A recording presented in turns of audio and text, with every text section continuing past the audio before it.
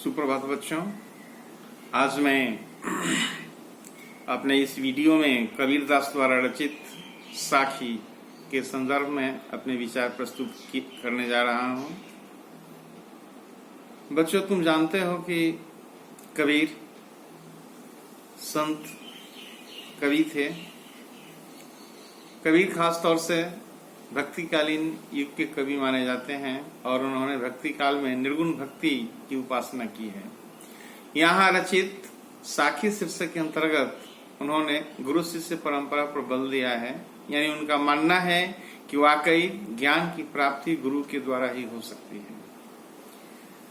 बच्चों, ये भी सर्वविदित है कि कबीर पढ़े लिखे नहीं थे, लेकिन उन्होंने जिस तरह का ज्ञान अर्जित किया उससे यह परिलक्षित होता है कि वे अपने गुरु के अनन्य भक्त थे। उनमें भक्ति का भाव था और इसी भक्ति को आधार मानकर उन्होंने ईश्वर का साक्षात्कार किया। यहाँ रचित साखी शीर्षक के अंतर्गत पहला जो दोहा है, ऐसी वाणी बोलिए मन का आपा खोए, अपना तल शीतल करे औरन को सुख होए। इस दोहे के माध्यम से, इस साखी के माध्यम से कबीर ने बताने का प्रयास किया है कि व्यक्ति को अपने मन का अहंकार त्याग देना चाहिए, क्योंकि जब तक अहंकार का परित्याग नहीं होगा तब तक वाणी की मिठास, वाणी का माधुर्य, वाणी की सरसता निस्सरित नहीं होगी। मन की शीतलता मधुर वचन पर आधारित होती है। जब हृदय से मधुर वचन निकलते हैं तो सुनने वाला भी बड़ा आह्लादित होता है, प्रफुल्लित होता है और बोलने वाला भी स्वयं को शांति का अनुभव करता है। यानी दोनों ही पक्षों में मधुर वाणी हृदय की सरसता को उजागर करता है और इन स्थितियों में हम एक दूसरे के हो जाते हैं। और यह तभी संभव है जब अहंकार का त्याग किया जाए।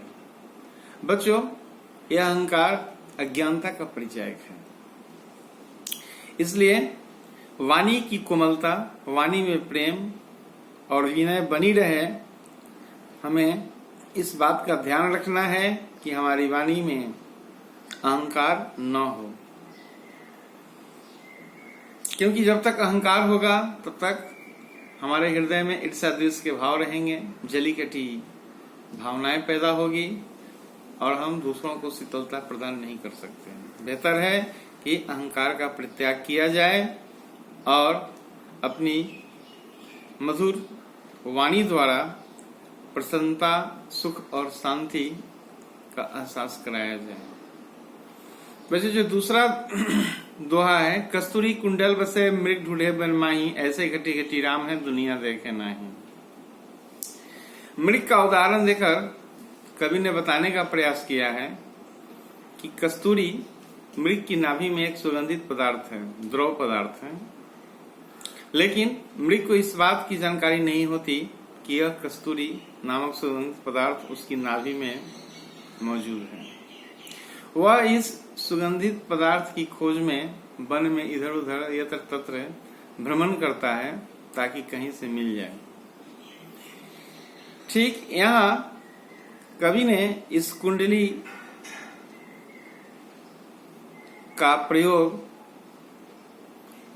मनुष्य के अंतर्मन यानी मनुष्य के हृदय के लिए किया है। मनुष्य के हृदय में भी ईश्वर निवास करते हैं, लेकिन मनुष्य अपने आप में ढूंढने के बजाय मंदिर, मस्जिद, चर्च और गुरुद्वारे की खोज करता है।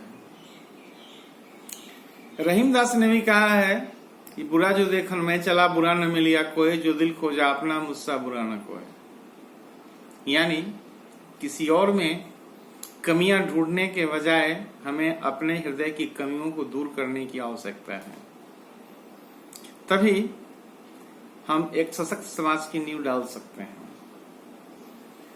यहाँ इस दोहे के माध्यम से कबीर ने बताने का प्रयास किया है कि ईश्वर प्रकृति के कण कण में मौजूद हैं,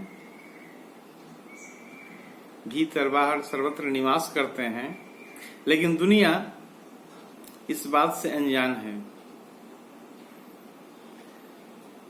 सामान्य लोगों को ऐसा लगता है कि ईश्वर हृदय में नहीं बल्कि वे तो मंदिर, मस्जिद और चर्च, गुरुद्वारे में विराजमान हैं।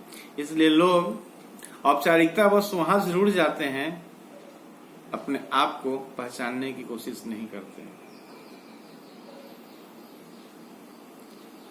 अगला दोहा है,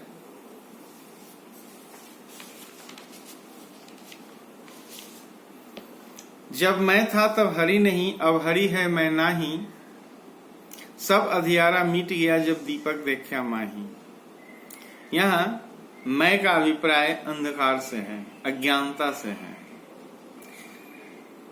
जैसा कि सामान्य तौर पर हम जानते हैं कि कमरे में प्रकाश प्रज्वलित किया जाए तो अंधेरा लुप्त हो जाता है, ठीक उसी तरह जब तक हृदय में अहंकार की भावना मौजूद होती है, ज्ञान का वास नहीं होता, ईश्वर के दर्शन नहीं होते।